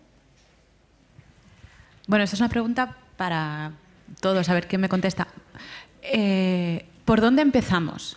¿No? Ahora ¿qué serían, o cada uno de vosotros, por dónde empezaría? ¿Cuál sería el primer paso que daría para poder desarrollar este tipo de competencias de los que habéis estado hablando este ratito? Yo fácil. Empezaría por el equipo docente para definir conjuntamente hacia dónde queremos ir y definir una estrategia conjunta. Reunir el claustro, sí. Entonces hicimos una actividad una vez que era que qué tipo de chico o chica queríamos que fuera Montgrosy, que es el nombre del instituto, Montgros, ¿no? ¿Cómo queríamos que en cuarto de eso, una vez hubiera pasado todo el sistema obligatorio, ¿no? Los años obligatorios, ¿qué tipo de chico o chica nos imaginábamos que querríamos que saliera del instituto y cómo fuera este chico o chica, ¿no? Entonces hicimos un dibujo y pegamos un montón de pegatinas, ¿no? Porque cada persona del claustro pues, dio su opinión y de aquí salió el ideal de chico o chica que nosotros queremos. Si queremos este ideal, que sea una persona comprometida, que sea una persona que trabaje por el bien común, que sea una persona que respete el medio ambiente, qué tipo de proyectos tenemos que ofrecerle en el centro, ¿no? Para que pueda realmente llegar a aprender esto. Es una cosa que hicimos. Yo también coincido con tener muy clara cuál es la visión, hacia dónde quieres llegar, pero en nuestro caso lo que nos dio el cambio hace ya muchos años fueron las inteligencias múltiples de Howard Gardner. Eso es lo que nos abrió un mundo maravilloso y a partir de ahí ya empezamos pues, con muchos caminos trazados, pero fue realmente el primero. Y si puedo añadir una cosa, una recomendación, si es que alguien empieza, porque yo creo que ahora que empezar ya no empieza nadie porque todos estamos metidos en esto. No, están el 70 y muchos % ya lo están trabajando, así que han empezado. Pero yo recomendaría empezar también por decidir qué no voy a hacer. porque ni a los chavales ni a nosotros nos cabe todo. Entonces habrá que dejar algo. No sé si son las fracciones o qué va a ser, pero algo tendremos que dejar de hacer. Sí, las evaluaciones Y yo son creo muy que grandes. es muy importante, y casi antes tú lo has dicho, que el cambio sea sistémico, de todo el centro. Sí. Porque quizá lo que se hacen pues, son experiencias de cambio o algún profesor que hace pues, prácticas maravillosas. Pero si queremos conseguir un cambio profundo, ha de ser todo el centro, no vale un cambio a medias, que es lo que no es fácil y requiere pues, de todo esto de lo que estamos hablando. Una de las preguntas que nos hacen de los que están en sus casas es ¿cómo abarcamos las competencias globales desde las áreas de conocimiento más científicas? Creo que antes habías puesto algún ejemplo. Sí, es fácil, ¿no? Porque en todo lo que, por ejemplo, todo el mundo de la sostenibilidad y del medio ambiente, como hay como grandes ejes en el mundo que yo creo que todos los podemos identificar, ¿no? Que nos están preocupando muchísimo, ¿no? ¿Qué está pasando con el medio ambiente, con la sostenibilidad, que es la palabra que se está utilizando más correcta? ¿Qué pasa con todos los conflictos, ¿no? Que están provocados por las desigualdades? La desigualdad puede ser de género, de pobreza, riqueza, de la desigualdad. Bueno, yo diría la desigualdad, la sostenibilidad y todo el mundo de las nuevas tecnologías y de Internet. Yo creo que con estos tres ejes, y de estos tres ejes hay dos que son muy científico-tecnológicos, ¿no? Si queremos subdividirlo de esta manera, ¿no? Sí, claro, la primera pregunta es si tenemos que trabajar por materias y asignaturas o no, o si los procesos son más globales ya en su génesis. Y yo tiraría por los 17 Objetivos de Desarrollo Sostenible. Los 17 coinciden en necesidades científicas y medioambientales. Yo sea de ámbito humanístico o de ámbito científico, creo que es importante introducir la autenticidad dentro del aprendizaje. Es decir, que aquello que les pidamos hacer a nuestros alumnos, les llamamos que no sean simulacros, sino que tengan un impacto real. Entonces ya da igual el ámbito, pero lo importante es que sirva para algo, que sean auténticos. ¿Alguna pregunta más? Pues vamos... aquí hay una pregunta. Mira, allí también. Hola. Me gustaría preguntar, hemos hablado de distintos aspectos del ámbito educativo y me gustaría preguntar qué visión tenéis del papel que tienen que jugar las familias dentro de este ámbito educativo, entendiendo que el desarrollo o la construcción de estas competencias no solo tienen que partir, ¿no?, de los docentes. O sea, ¿qué papel creéis vosotros que tienen que tener las familias en este? Yo personalmente creo que el papel de las familias es fundamental, no las podemos mantener al margen. Y hemos de ser capaces, primero, de abrir el colegio a las familias, que esto es algo que a veces ha costado mucho, y luego explicar mucho a las familias y darles razón de por qué hacemos las cosas y para qué hacemos las cosas. Yo creo que con lo primero y con lo segundo, pues consigues que vayan poco a poco entendiendo qué es lo que estamos haciendo.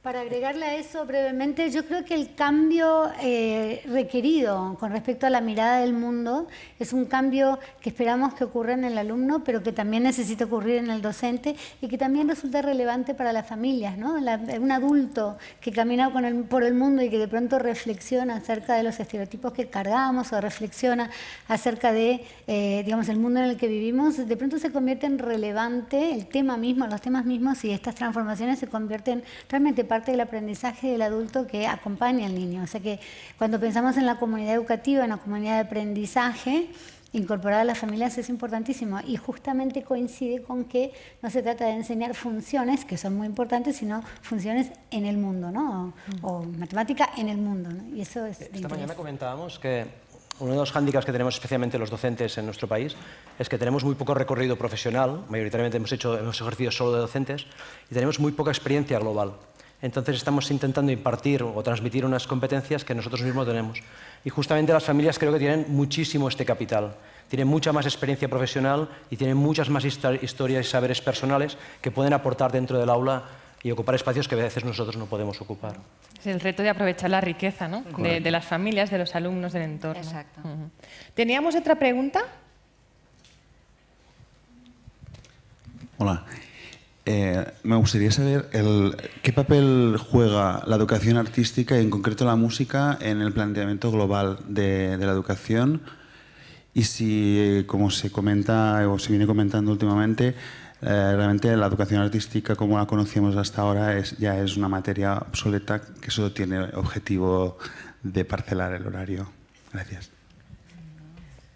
Competencia artística. Me hablaste directo al corazón, tanto en términos de la música como de las artes visuales. Yo creo que ahí, volviendo a la idea de que los seres humanos tenemos un potencial enorme, que digamos que Howard Gardner lo describe como inteligencia, pero que necesitamos pensar al ser humano en todo su potencial. La música forma parte y las artes visuales forman parte de nuestro desarrollo como seres humanos. Es muy importante pensarlo como parte de nuestro desarrollo y la expresión mayor de nosotros como, como seres humanos. Y increíblemente la música es un instrumento de diálogo, de culturalidad, de hibridad.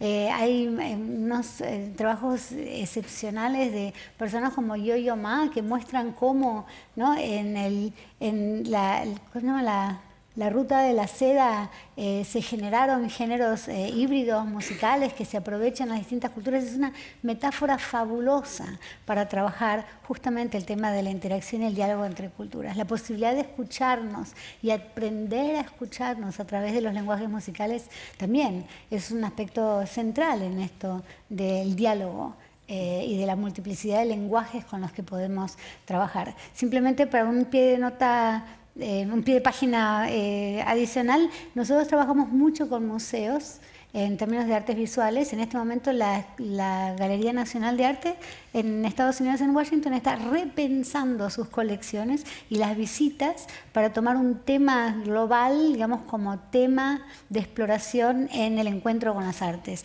¿Qué pasaría si ante una obra artística acompañamos una obra artística con datos sobre el calentamiento global? ¿Qué pasa si ponemos en diálogo a una obra sobre migraciones históricas con los datos sobre migraciones contemporáneas? ¿Qué puede pasar si intervenimos, por así decir, la experiencia de la galería de arte, la experiencia de la clase de arte, poniéndola en diálogo con las problemáticas contemporáneas de interés?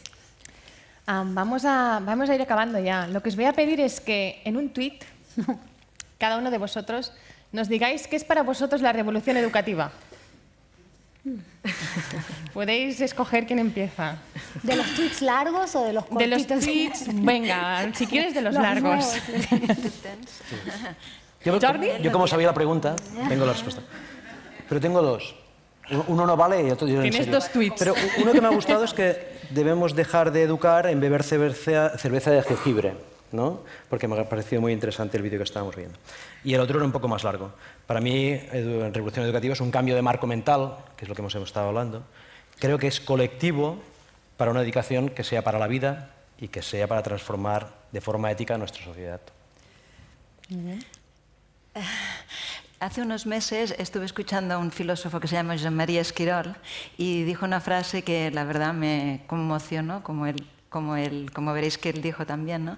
Y definió la educación como la capacidad de recibir, de saber recibir y de conmocionarnos, ¿no? Entonces, quizás en formato tweet, yo creo que si consiguiéramos que nuestros alumnos, ¿no?, cuando acaban en cuarto, en segundo de bachillerato, tuvieran esta capacidad de recibir y de conmocionarse, seguramente tendrían la capacidad de dar y de crear, ¿no? Y esto sería, pues, la revolución realmente. Mónica. Yo creo que la revolución educativa para mí es una oportunidad y es una posibilidad que tenemos los colegios para hacer real que otro mundo es posible. Verónica. Y para mí la revolución educativa tiene que ver con repensar nuestro lugar en el mundo y repensar la posibilidad de la educación como un espacio de oportunidad para poder influenciar este mundo modificado. Muy bien, pues acabamos con estas definiciones. Muchas gracias por estar aquí hasta las 8 y ha sido un placer compartir todas vuestras reflexiones. Muchas gracias también a vosotros y a todos vosotros.